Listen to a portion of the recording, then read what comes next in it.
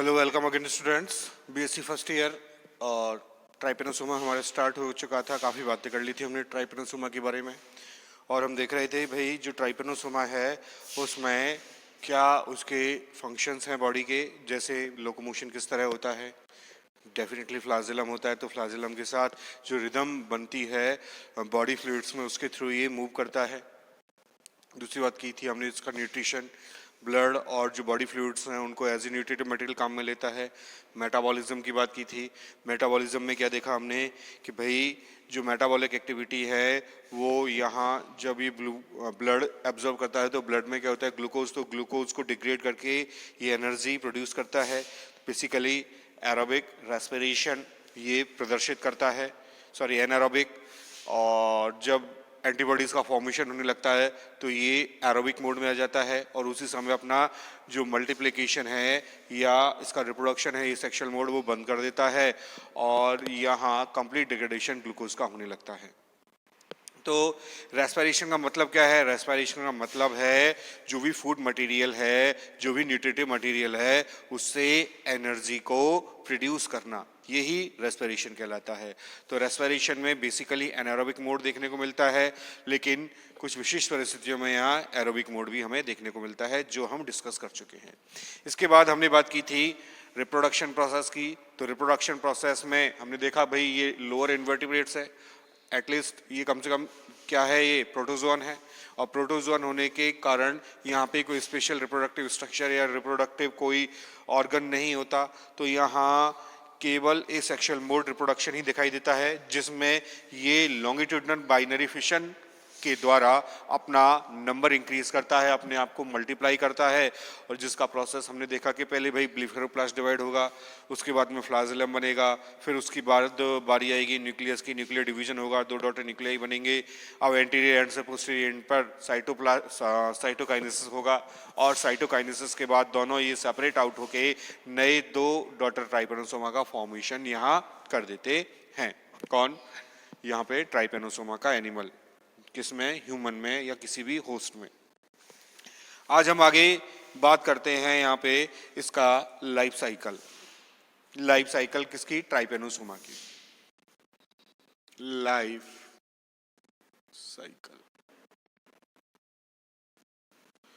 तो हमने देखा भाई इसकी लाइफ साइकिल, ये डाइजेनेटिक होस्ट है, मैं लिख ही देता हूं डाइजेनेटिक होस्ट। क्या है ये? Digenetic host. अच्छे से समझ में भी आ रहा होगा ये टर्म। डाइजेनेटिक होस्ट का मतलब क्या है, क्योंकि हम सारी चीज़ें पढ़ चुके हैं क्लासिफिकेशन में जनरल फीचर्स के तौर पे। डाइजेनेटिक होस्ट का मतलब है जब parasite, when parasite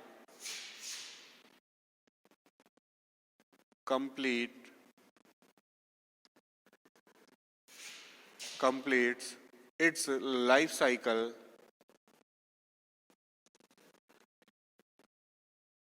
into two host।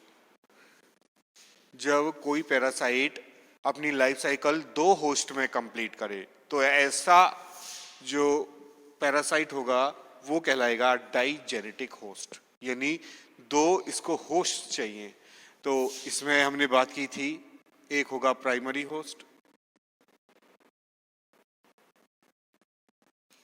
और एक है इसका इंटरमीडिएट होस्ट। मीडिएट होस्ट, यह इसका नाम है वेक्टर। क्या नाम है? वेक्टर। डाइजेनेटिक होस्ट में एक प्राइमरी होस्ट है, दूसरा इंटरमीडिएट होस्ट है। प्राइमरी होस्ट डेफिनेटली कौन है? ह्यूमन है। और इंटरमीडिएट होस्ट है ग्लोसाइना पाल्पेलिस, जिसे सी फ्लाई के नाम से भी जाना जाता है। क्या नाम है? सी फ्लाई। ठीक है, तो सबसे पहले हम बात करें ह्यूमन बीइंग्स में प्राइमरी होस्ट।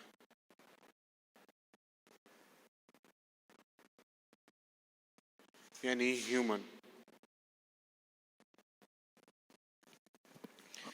तो जो ह्यूमन बॉडी है इसके लिए प्राइमरी होस्ट का काम करती है। तो ह्यूमन में सबसे पहले हम इसमें कि भाई ह्यूमन बॉडी में पहुंचता कैसे है, तो वो प्रोसेस है, वो कहलाता है इन्फेक्शन। क्या कहलाता है? इन्फेक्शन। वो प्रोसेस क्या कहलाता है? इन्फेक्शन। अब इन्फेक्शन क्या है? इन्फेक्शन का मतलब यही होता है कोई भी फॉरेन बॉडी है, ये कोई वायरस है या बैक्टीरिया है या कोई पैरासाइट है, प्रोटोजोन है, कुछ भी हो, वो किसी होस्ट में एंटर करे तो वो जो एंटर करने का जो प्रोसेस है उसे ही क्या नाम देते हैं हम? इन्फेक्शन का नाम देते हैं। तो ह्यूमन बॉडी में इसको कौन लाता है?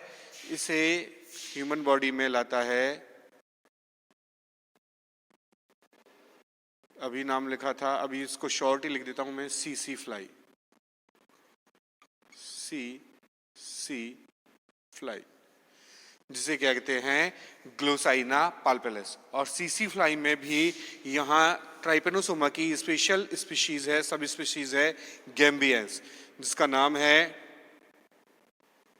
Trypanosoma, genus Brucie,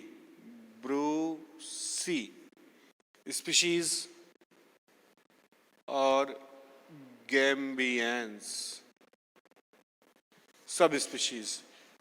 Trypanosoma Brucie gambiense में जो पैरासाइट है या जो कॉजेटिव जो एनिमल है, डिजीज कॉजेटिव एनिमल ट्राइपेनोसोमिसिस, उसको ले जाने का काम यानी उसको इन्फेक्शन क्रिएट करने का काम ह्यूमन बॉडी में कौन करता है? CC fly. तो सीसी फ्लाई किस तरह पहुंचाएगी कि भाई ये क्या करती है, जो ह्यूमन बॉडी है उसकी स्किन पर बैठकर जो इसकी प्रोबोसिस होती है उस प्रोबोसिस को ह्यूमन की स्किन पे प्रिक करती है और प्रिक करने के बाद उसका ब्लड को वहां सक करती है और उसके कारण ही इसकी सलाइवरी ग्लैंड्स में जो इन्फेक्शियस स्टेज हैं, जो मेटासाइक्लिक स्टेज हैं किसकी? ट्राइपेनोसोमा की, वो एंटर कर जाती हैं और एंटर करना ही क्या कहलाता है? इन्फेक्शन। तो यहाँ क्या होगा? सीसी फ्लाई ये क्या करेगी? सबसे पहले ये ह्यूमन स्किन को प्रिक करती है। प्रिक का मतलब उसमें पेनिट्रेट करती है, उसमें छेद बनाती है।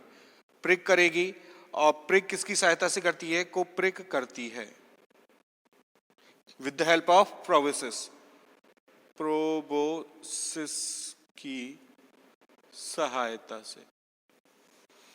अब प्रिक करेगी तो ब्लड को ये सक करेगी, ब्लड को चूसेगी और चूसने के बाद इसकी जो सैलाइवरी ग्लैंड है,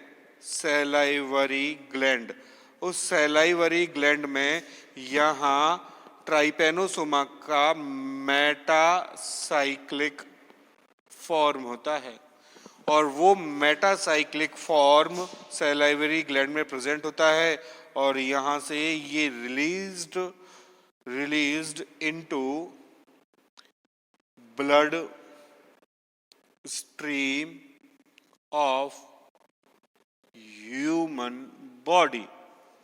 तो जो ह्यूमन बॉडी की ब्लड स्ट्रीम है उस ब्लड स्ट्रीम में ये जाके रिलीज हो जाती हैं। कौन?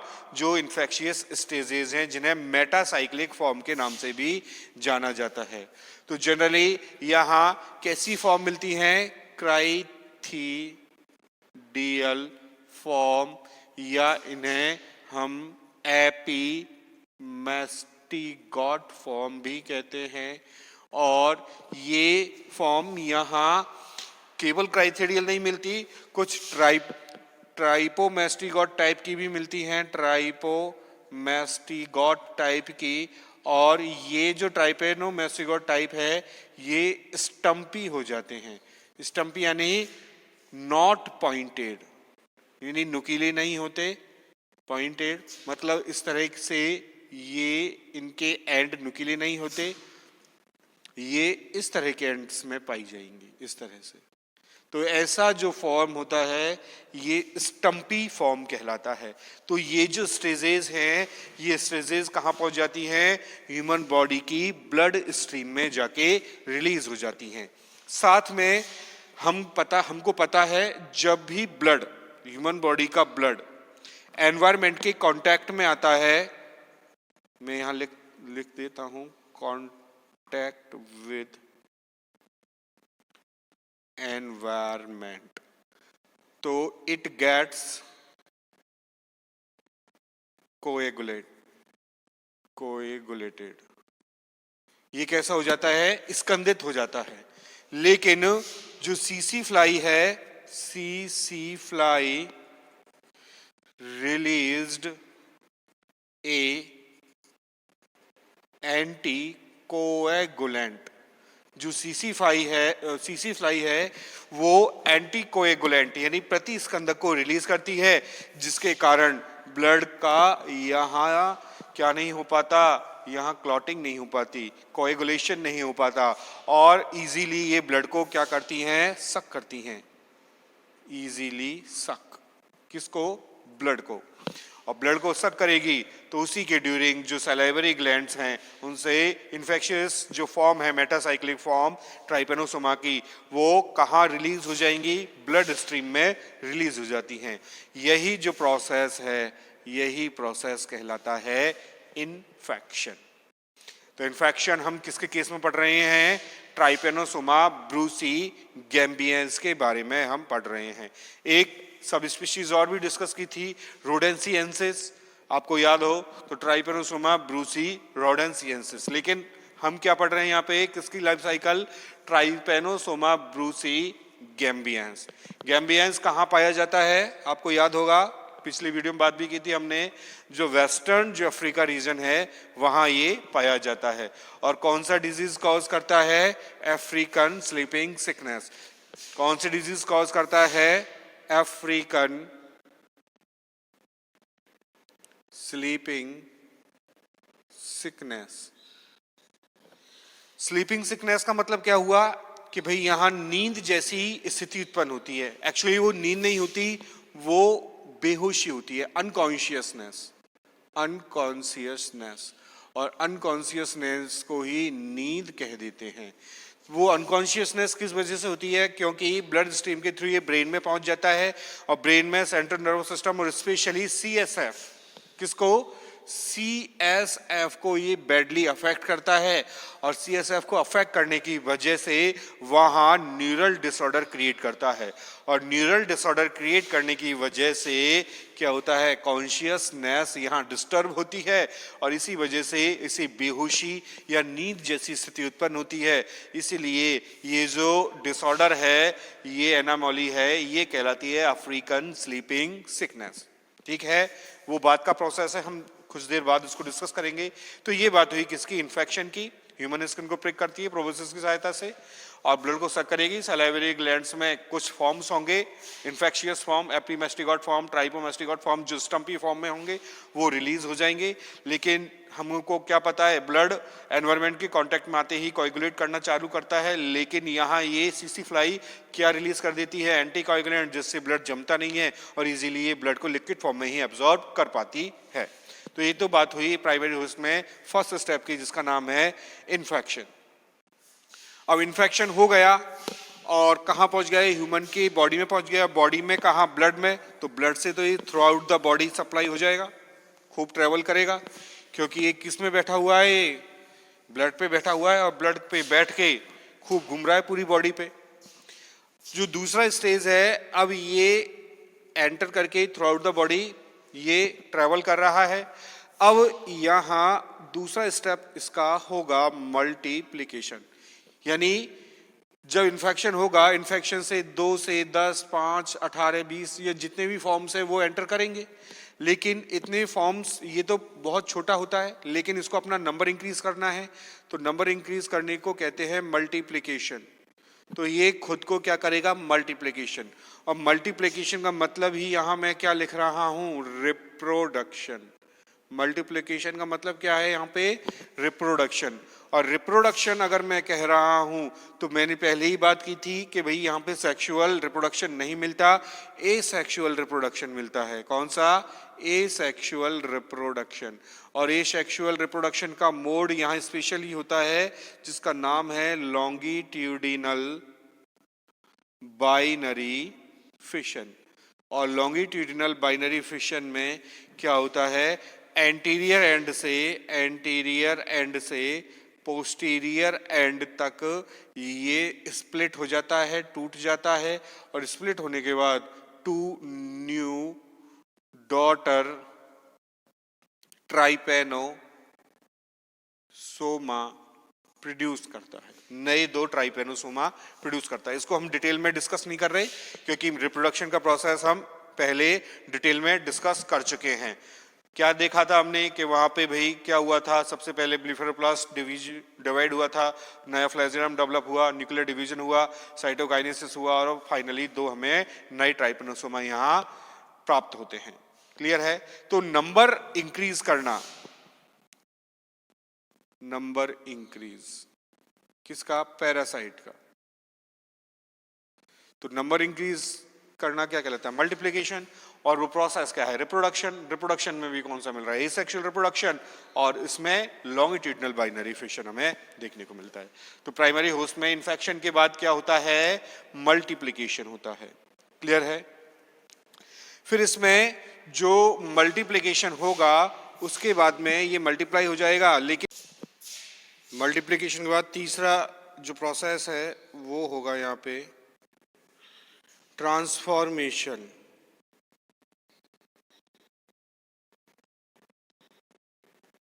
Of slender trypomastigote form into stumpy form. ये तीसरा इसमें कन्वर्जन होने लगेगा। मतलब क्या है इसका? मल्टीप्लिकेशन हुआ, अपना नंबर इंक्रीज किया, उसके बाद जो सिलेंडर जो एक्चुअल जो ट्राइपोमेस्टिगॉट फॉर्म था वो साइज में रिड्यूस होने लगेगा, और साइज में रिड्यूस होने के कारण जो पॉइंटेड एंड थे वो खत्म हो जाएंगे, और समाप्त होने के बाद वो कैसा हो जाएगा? एक स्टम्पी फॉर्म वो दिखाई देगा। क्यों? क्योंकि हमने क्या देखा था कि जब ये अपना मल्टीप्लिकेशन करता है तो मल्टीप्लिकेशन के ड्यूरिंग मल्टीप्लिकेशन तो होस्ट की बॉडी एंटीबॉडीज बनाती है, एंटीबॉडीज, और जैसे ही एंटीबॉडीज बनाएगी तो ये ग्लूकोज का एब्जॉर्प्शन रुक जाता है। यानी जो पैरासाइट है ट्राइपेनोसोमा वो ग्लूकोज का एब्जॉर्प्शन नहीं कर पाएगा, और ग्लूकोज का ये जब एब्जॉर्प्शन नहीं कर पाता है तो यहां क्या होता है? ये आगे मल्टीप्लिकेशन रोक देता है, मल्टीप्लिकेशन रुक जाता है। ग्लूकोज ही नहीं मिल रहा है, एनर्जी नहीं मिल रही, तो मल्टीप्लिकेशन रुक जाएगा। क्यों? होस्ट की बॉडी ने एंटीबॉडी बना ली, तो एंटीबॉडी तो डिफेंड करेगी होस्ट की बॉडी को, तो डिफेंस करके क्या करता है इसका? ये मल्टीप्लिकेशन का प्रोसेस रुक जाता है। अब जो थिन सिलेंड्रिकल फॉर्म है, यानी कि इस तरह के जो ट्राइपेनोमेस्टिगॉट फॉर्म थे, इस तरह से ट्राइपोमेस्टिगॉट फॉर्म नहीं बनाए हम। तो ट्राइपोमेस्टिगॉट फॉर्म में क्या होता है? जो न्यूक्लियस होता है उसके ठीक आगे, या सॉरी ठीक पीछे क्या होता है? ब्लीफेरोप्लास्ट।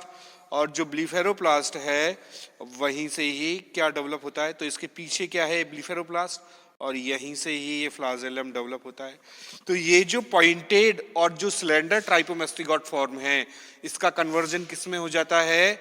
इस तरह के स्मॉल और स्टम्पी ट्राइपोमेस्टिगॉट में इसका फॉर्मेशन हो जाता है। इस तरह के इसके छोटे रूप बन जाते हैं, यही रूप कहलाता है स्टम्पी फॉर्म, और ये रूप कहलाता है स्लेंडर ट्राइपोमेस्टिगॉट फॉर्म।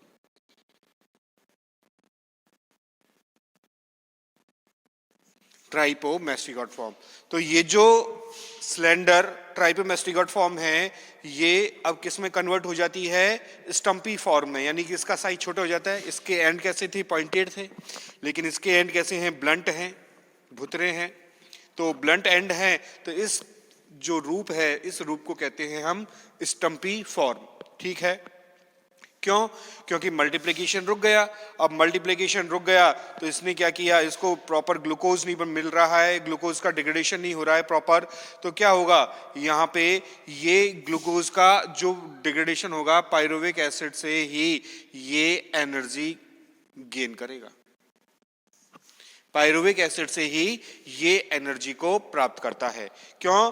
क्योंकि अगर एरोबिक रेस्पिरेशन यहाँ कंप्लीट होने लगेगा तो ये माइटोकॉन्ड्रिया भी एक्टिव हो जाएंगे, जैसे हमने पहले बात की, और ये जो पायरुविक एसिड है वो कहाँ एंटर कर जाएगा, क्रेब्स साइकिल में, और कंप्लीट डिग्रेडेशन किसका हो जाएगा, ग्लूकोज का, और फाइनली हमें प्रॉपर एटीपी हमें यहाँ मिलेंगे। लेकिन यहाँ अब ऐसा नहीं हो पाता, और ये जो फॉर्म है ये फॉर्म कहाँ प्रेजेंट रहता है हमें, ये ह्यूमन बॉडी में, और ह्यूमन बॉडी में कहाँ, उसके ब्लड में, लिम्फ में, और अदर जो बॉडी फ्लूइड्स होते हैं, मेनली यही होता है बॉडी फ्लूइड्स में। तो ये फॉर्म हमें देखने को मिलते हैं। तो ये 3 फेजेस में जो ट्राइपेनोसोमा है वो अपना लाइफ साइकिल का प्रोसेस कंप्लीट करता है। इन्फेक्शन सीसी फ्लाई से आएगा, मल्टीप्लिकेशन, और अपना जो रूप है उसको परिवर्तित करेगा, थिन सिलेंडर फॉर्म से ये स्टम्पी फॉर्म में कन्वर्ट हो जाता है। अब जब कभी भी कोई भी जो सीसी फ्लाई है इन्फेक्टेड जो ह्यूमन है उसका ब्लड सक करेगी, तो ये जो स्टेजेस हैं ये स्टेजेस वापस कहां पहुंच जाएंगी, सीसी फ्लाई में पहुंच जाएंगी, और वहां आगे जाके क्या होगा, वहां आगे जाके ये लाइफ साइकिल कंप्लीट होने लगेगी। लेकिन अगर इस प्राइमरी होस्ट है जो ह्यूमन है जिसमें सारी फॉर्म प्रेजेंट है ट्राइपेनोसोमा की, अगर इस ट्राइपेनोसोमा की फॉर्म को क्या नहीं मिले, सीसी फ्लाई नहीं मिले, यानी इंटरमीडिएट होस्ट इसको नहीं मिले, तो ये जो फेजेस हैं यही क्या हो जाती हैं, डिस्ट्रॉय हो जाती हैं, यही नष्ट हो जाएगी। कहने का मतलब क्या है, जो लाइफ साइकिल है वो लाइफ साइकिल यहाँ पे कंप्लीट नहीं हो पाती। क्यों? हमने क्या देखा था कि जो लाइफ साइकिल है वो 2 होस्ट में यहाँ कंप्लीट हो रही हैं, लेकिन अगर कोई भी सीसी फ्लाई इन्फेक्टेड ह्यूमन का ब्लड सक नहीं करेगी तो डेफिनेटली ये जो स्ट्रक्चर है ट्राइपेनोसोमा की ये ट्रांसफर नहीं हो पाएंगी, और ट्रांसफर नहीं हो पाएंगी तो सीधी सी बात है यहाँ ये आगे जाके इनका यहाँ लाइफ साइकिल कंप्लीट नहीं होगी और यहीं ये नष्ट हो जाती हैं। तो इस तरह से प्राइमरी होस्ट जो ह्यूमन बॉडी है उसमें इन्फेक्शन, मल्टीप्लिकेशन और इसके रूप परिवर्तन का प्रोसेस देखने को मिलता है। अगला जो इसका प्रोसेस है प्राइमरी होस्ट के बाद, वो प्रोसेस कंप्लीट होता है किसमें, इंटरमीडिएट होस्ट में, और जिसे हम क्या कहते हैं, वेक्टर भी कहते हैं। अगला प्रोसेस किसमें पूरा हो रहा है, इंटरमीडिएट होस्ट में। तो पहली बात की, दूसरी बात कर रहे हैं मीडिएट होस्ट, या इसे हम क्या कहते हैं, वेक्टर। और वेक्टर कौन है, लिख देते हैं हम सीसी फ्लाई। इंटरमीडिएट होस्ट कौन है, सीसी फ्लाई। अब दो सीसी फ्लाई में क्या होगा, सीसी फ्लाई में जब कभी भी सीसी फ्लाई या sand fly infected human body का ब्लड सक करेगी तो उसमें जो इंटरमीडिएट फॉर्म है, स्टम्पी फॉर्म है, वो ह्यूमन बॉडी से कहाँ ट्रांसफर हो जाएंगे, वो ट्रांसफर हो जाएंगे इंटरमीडिएट होस्ट में। क्लियर है? तो मैं यहां लिखूं इसको, इसका number first process, transfer of stumpy form into Glossina palpalis. Glossina palpalis. Stumpy form बने थे। अब स्टम्पी फॉर्म उस ह्यूमन बॉडी के ब्लड फ्लूइड में प्रेजेंट थे, तो उसी को ये सक करेगी और उसके साथ ही स्टम्पी फॉर्म कहाँ पहुंच जाएंगे, उस स्टम्पी फॉर्म ग्लोसाइना पाल्पिलिस में जाके पहुंच जाते हैं। ठीक है, अब यहां क्या होगा, यहां ये जब इसमें पहुंच जाएंगे तो जो सीसी फ्लाई है उस सीसी फ्लाई में जाके ये इसकी मिड गट में जाके एक्यूमुलेट होने लगते हैं। ठीक है, तो जो स्टम्पी फॉर्म है रीच इनटू मिडगट रीजन, जो मिडगट रीजन है, मध्यांतर का जो रीजन है वहां ये पहुंचने लगते हैं। ठीक है, तो इसमें दूसरा प्रोसेस क्या होगा, development of parasite into midgut. तो इसमें मिडगट में क्या डेवलपमेंट होते हैं,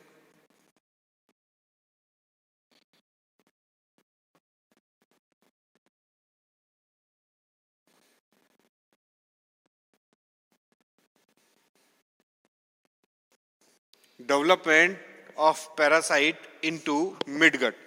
तो मिडगट में पहुंचने के बाद यहां इसका डेवलपमेंट होता है और डेवलपमेंट में ये अपना जो रूप है, जो फॉर्म है स्टम्पी फॉर्म, वो चेंज करते हैं और चेंज करने के बाद ये वापस जो सिलेंडर फॉर्म है उसमें ये कन्वर्ट हो जाते हैं। तो मैं डायरेक्टली लिख दूं स्टम्पी form converts into thin slender form। जो स्टम्पी फॉर्म है वो किस में कन्वर्ट हो जाएंगे, पतले थिन सिलेंडर फॉर्म में कन्वर्ट हो जाते हैं और ये लॉन्गिट्यूडनल डिवीजन के थ्रू अपना क्या करते हैं, नंबर इंक्रीज करने लगते हैं।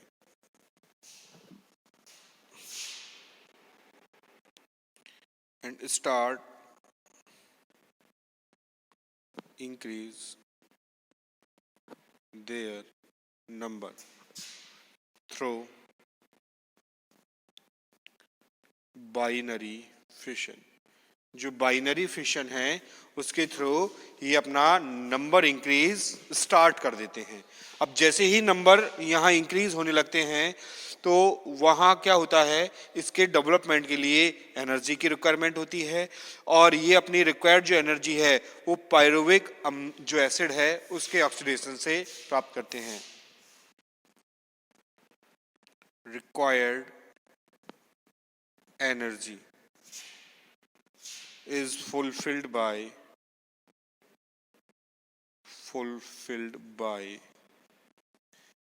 the oxidation of pyruvic acid। तो जो पायरुविक एसिड है उस पायरुविक एसिड के ऑक्सीडेशन से ये आवश्यक ऊर्जा को प्राप्त करते हैं और ये जो ऑक्सीडेशन है ये कहाँ होता है, माइटोकॉन्ड्रिया में जाके कंप्लीट होता है। क्लियर है। अब जब ये मिड गट में ये पहुंच जाते हैं तो वहां से ये डिफरेंट रीजन जैसे प्रोवेंट्रिकुलस जो स्टोमक वाला जो एरिया होता है उसके आगे, उसके बाद ये हाइपोफेरिंक्स और सैलाइवरी ग्लैंड्स में जाके पहुंच जाते हैं। तो जो तीसरा जो डेवलपमेंट होगा वो होगा डेवलपमेंट इनटू सैलाइवरी ग्लैंड्स।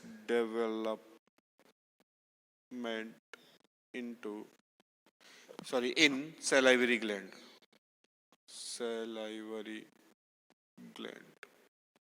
जो सैलाइवरी ग्लैंड हैं उन सैलाइवरी ग्लैंड में जाके इनका डेवलपमेंट दोबारा स्टार्ट हो जाता है क्योंकि इन्होंने क्या किया, अपना नंबर इंक्रीज किया है। नंबर इंक्रीज करने के बाद ये अपना रिक्वायर्ड एनर्जी को प्राप्त करेंगे। उसके बाद ये कहाँ डेवलप करेंगे अपने आप को, सैलाइवरी ग्लैंड में। क्लियर है। तो जो मिडगट होती है उसके लगभग 15 डेज बाद ये आफ्टर 15 डेज, सीधा ही लिख दूं मैं आफ्टर 15 डेज, ये कहां पहुंच जाते हैं, ये ट्रांसफर इनटू सैलाइवरी ग्लैंड। लेकिन डायरेक्ट सैलाइवरी ग्लैंड में ट्रांसफर नहीं होते ये सबसे पहले गिजर्ड साथ में लिख दूं थ्रो। कहां कहां से होते हुए जाते हैं? गिजर्ड, जहां जो फूड मटेरियल है उसका मैकेनिकल डाइजेशन होता है, तो वो जो स्ट्रक्चर है वो गिजर्ड कहलाती है। गिजर्ड, गिजर्ड के बाद प्रोवेंट्रिकुलस, प्रोवेंट्रिकुलस, प्रोवेंट्रिकुलस के बाद हाइपोफेरिंक्स, हाइपोफेरिंक्स, और हाइपोफेरिंक्स के बाद ये अंतिम रूप से कहां पहुंच जाएंगे? सैलाइवरी ग्लैंड्स में। हाइपोफेरिंक्स के बाद ये कहां पहुंच जाएंगे? सैलाइवरी ग्लैंड्स में जाके पहुंच जाते हैं। और यहाँ ये अपना स्ट्रक्चर को भी कन्वर्ट करने लगते हैं, और ये जो स्ट्रक्चर है ये स्ट्रक्चर अब कन्वर्ट हो जाता है किसमें? मोस्टली एपीमेस्टिगॉट फॉर्म में, जिसे क्राइथिडियल फॉर्म के नाम से भी जाना जाता है। क्लियर है? तो यहां क्या हुआ था सैलाइवरी ग्लैंड में? सैलाइवरी ग्लैंड में कब पहुंचेंगे? ये गिजर्ड के बाद ये प्रोवेंट्रिकुलस, प्रोवेंट्रिकुलस के बाद ये हाइपोफेरिंक्स, और फाइनली सैलाइवरी ग्लैंड में जाके ये पहुंच जाते हैं। अब जब ये सैलाइवरी ग्लैंड में पहुंच जाएंगे तो स्ट्रक्चरल मॉडिफिकेशन होगा। यहाँ पे मैं इसको हाईलाइट कर देता हूं, स्ट्रक्चरल मॉडिफिकेशन होगा।